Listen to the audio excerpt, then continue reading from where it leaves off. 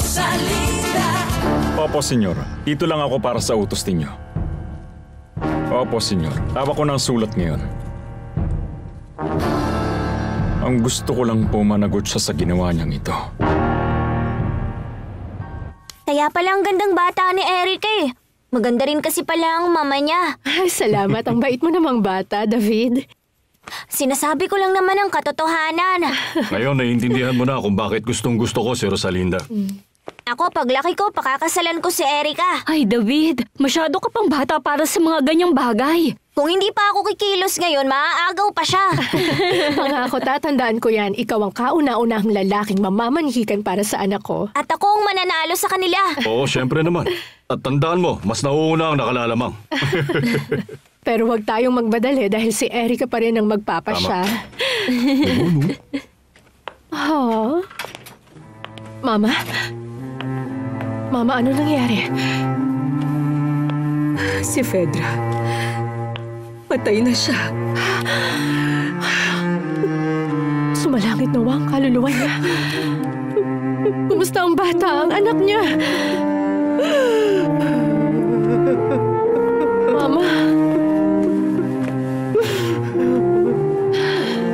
Huwag muna tayong magbakasyon. Mas maganda kung ayusin muna natin ang bahay.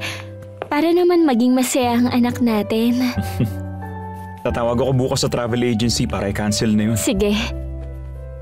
Wala talagang duda na kakaiba ang kilos ng Diyos. Kung iisipin mo lahat ng mga pinagdaanan nating hirap para lang magkaroon ng anak. Oo, tahan na, anak ko. Bakit? Ay, nandito na si Mama. Bakit? Nasaan ang apo ko? Gusto ko na siyang makita, anak. Ayun po siya. Oh, no. Ikaw bilang lola. Ayaw po. Ayos ba kung kapangalan niya ang lolo niya? Luis? Ano ang gusto mong ipangalan, Lucy? Ang gusto ko sana, Javier. Kapangalan ni Papa.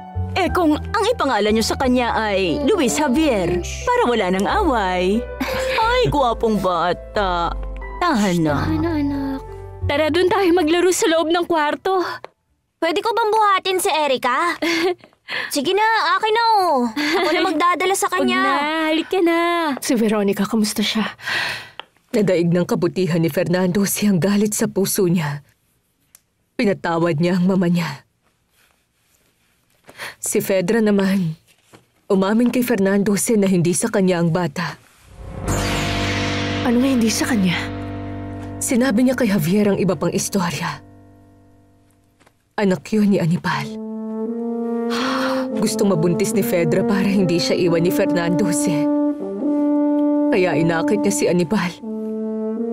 Hindi yan totoo. Imposible yan. Hindi iniwan ni Fernando si Fedra dahil kumbinsido siyang anak niya yun.